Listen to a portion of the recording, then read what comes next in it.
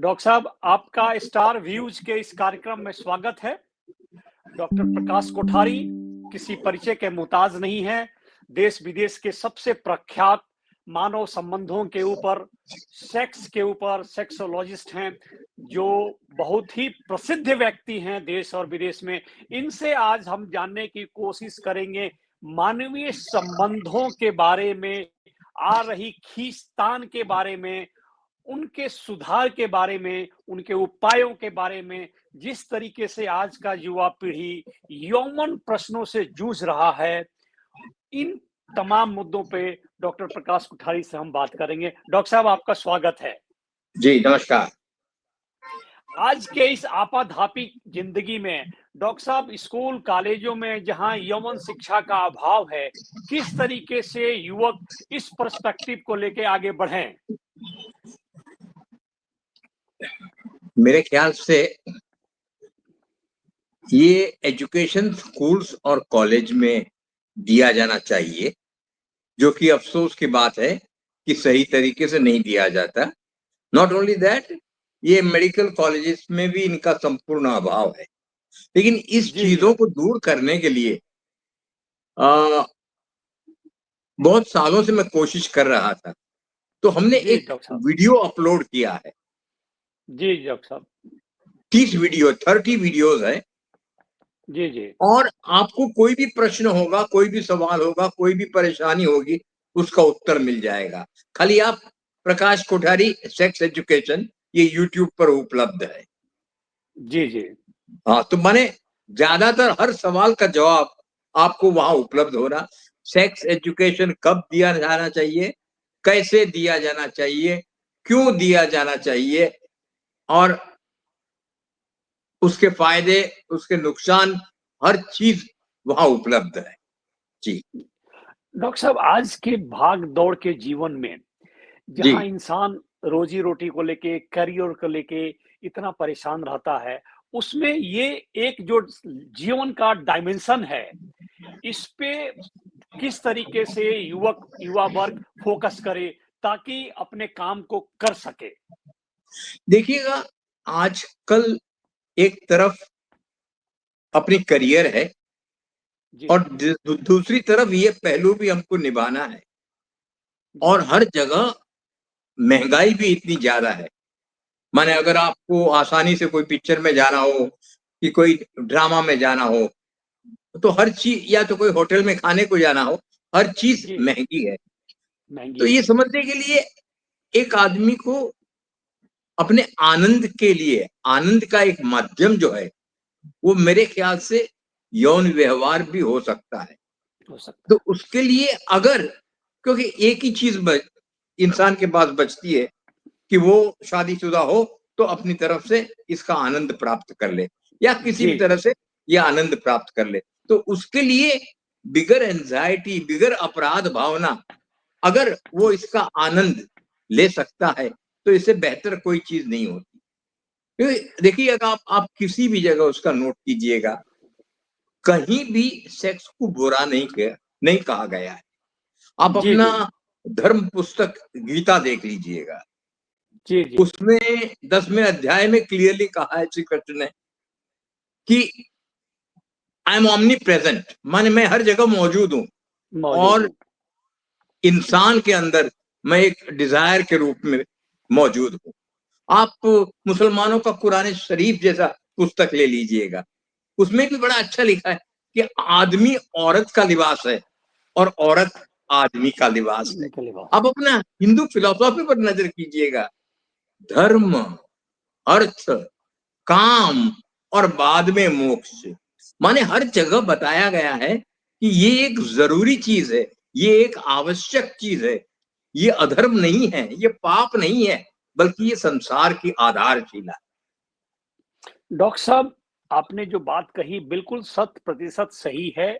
Entertainment के अभाव के कारण घर ही एक मात्र इंटरटेनमेंट का साधन है, पत्नी ही एक इंटरटेनमेंट का साधन है, जिसकी वजह से आज देश की जो जनसंख्या है वो 47 में यहाँ 40 थी, आज हम 100 करोड़ 40 हो गए हैं, सिर्फ इंटरटेनमेंट के अभाव से। क्योंकि इंटरटेनमेंट का सिमिलर आइटम घर में मौजूद है, जिसकी वजह से देखिए, जनसंख्या में इतनी बढ़ोतरी हो रही है।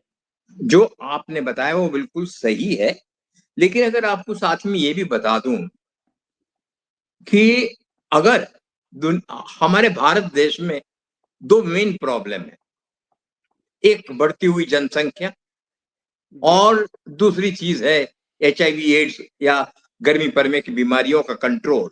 ये तो आप मानते जी, हैं। जी। माने बिल्कुल सही, आप कितना भी अच्छा बजट दें, लेकिन ज्यादातर पैसा इसी में खर्च हो जाता है। खर्च हो जाता है। जिन बिल्कुल सही। देशों में सेक्स एजुकेशन सही तरीके से दिया गया है, जी, वहां ये दोनों प्रोग्राम्स बहुत ही अच्छी तरह से सफल हुए हैं। हुआ है। तो ये दोनों बढ़ती हुई जनसंख्या और HIV एड्स कंट्रोल, अगर दोनों की रोकथाम युद्ध स्तर पर जरूरी है, तो उसका एकमात्र उपाय है सेक्स एजुकेशन। अनिल जी, मैं एजुकेशन, ये साथ में कहूंगा कि सेक्स एजुकेशन का मतलब ये नहीं है कि हमें लोगों को वो चीज सिखानी है जो वो नहीं जानते हैं, जानते हैं। लेकिन उस तरह से उनको अभ्यस्त करना है, इस तरह से उनको वर्तन करना सिखाना है जिससे वो अभ्यस्त नहीं है। What I नहीं want है। to tell you is that sex education does not mean teaching people to know what they do not know, but it means teaching them to behave as they do not behave. माने it's a change of behavior. तो ये दोनों problem change of behaviour से ही control हो सकते हैं। करता है। डॉक्टर साहब, इससे जुड़ा हुआ एक और सवाल है। समाज में मुंबई में आप हैं, मैं दिल्ली में हूँ। जिस तरीके से सेक्सुअल क्राइम बढ़ रहा है, जी अपराध बढ़ रहे हैं, ये समाज पे एक बहुत उल्टा प्रभाव डाल रहा है। तो क्या जी, आपको लग रहा है कि एजुकेशन के माध्यम से इसे भी कंट्रोल किया जा सकता है, या कोई और तरीका है इसको लेके? देखिएगा, और भी तरीके हो सकते हैं, लेकिन सेक्स एजुकेशन भी एक बेहतरीन तरीका है। अगर आपके पास समय हो तो मैं एक एग्जांपल देना चाहूंगा। मेरे पास जी, जी। कई बार ऐसे मरीज आते हैं जी, कि डॉक्टर साहब। जिन्होंने बलात्कार कमिट किया है, जी। रेप कमिट किया है। जी, मैंने, जी। तुम्हें, हर एक की जिंदगी में एक ऐसा समय जरूर आता है कि जहां पर हम अपने आप को जोश जुनून इतना बढ़ जाता है कि कंट्रोल करना कभी कभी नामुमकिन हो जाता है। हो जाता है। तो उस वक्त आदमी क्या करे? स्व संतोष माने सेल्फ सेटिस्फेक्शन एक तरीका है, लेकिन लोगों के जी। दिमाग में बहुत गलत फहमियां हैं कि भाई जी, जी। हस्तमैथुन करने से बीमार हम नामर्द हो जाएंगे, हम होमोसेक्सुअल हो जाएंगे, हम बिल्कुल नामर्द हो जाएंगे, हम किसी काम के नहीं रहेंगे, हमको टीबी हो नहीं रहेंगे। जाएगा। तो ये गलत वहमी की वजह से लोग उसका आचरण नहीं करते। नहीं हकीकत करते। में हस्तमैथुन एक मैथुन का प्रकार है। प्रकार है। सहवास के दौरान जो क्रिया पुरुष का प्राइवेट पार्ट स्त्री के प्राइवेट पार्ट में करता है, वही क्रिया हस्तमैथुन के दौरान पुरुष का प्राइवेट पार्ट अपनी मुट्ठी में करता है। माने अगर एक करता आदमी है, को हिंदी बिल्कुल। आती हो, वो मराठी आसानी से सीख सकेगा, बिल्कुल, क्योंकि लिपि एक है सीख और सकेगा। उसमें ज्यादा जैसी भी कोई बिल्कुल, चीज नहीं है, क्योंकि ज्यादा जी, बोलने से जबान कमजोर नहीं होती, चुप रहने नहीं से होती जबान है, ताकत वाली नहीं बनती। नहीं बनती। लेकिन लोग ये गलतफहमी के इतने शिकार है कि वो अपने आप को उस तरह से संतोष नहीं कर सकते, और अपने संतोष के लिए, अपना आत्मसंतोष के लिए, सेक्सुअल सेटिस्फेक्शन के लिए बलात्कार या रेप जैसी हरकतें कर बैठते करते हैं। रहते हैं। सेक्स डॉक्टर साहब एक एजुकेशन। जी, डॉक्टर साहब, इससे जुड़ा हुआ एक प्रश्न है। आप प्रोफ़ेसर रह चुके हैं मेडिसिन के भी। आजकल बाज़ार में जो उत्तेजक दवाइयाँ मौजूद हैं, वो किस तरीके से इंसान के सेहत को डैमेज करती हैं, या हार्ट अटैक को बढ़ाती हैं, या और उसके क्या-क्या साइड इफ़ेक्ट हैं? ये थोड़ा-सा एक वैज्ञानिक चीज़ होगी जो बताएँगे, जो दर्शकों को अच्छा लगेगा और उससे अलर्ट रहेंगे लोग, स्वास्थ्य के मायने में। जी, डॉक्टर साहब? देखिए, दो चीजें हैं। जी।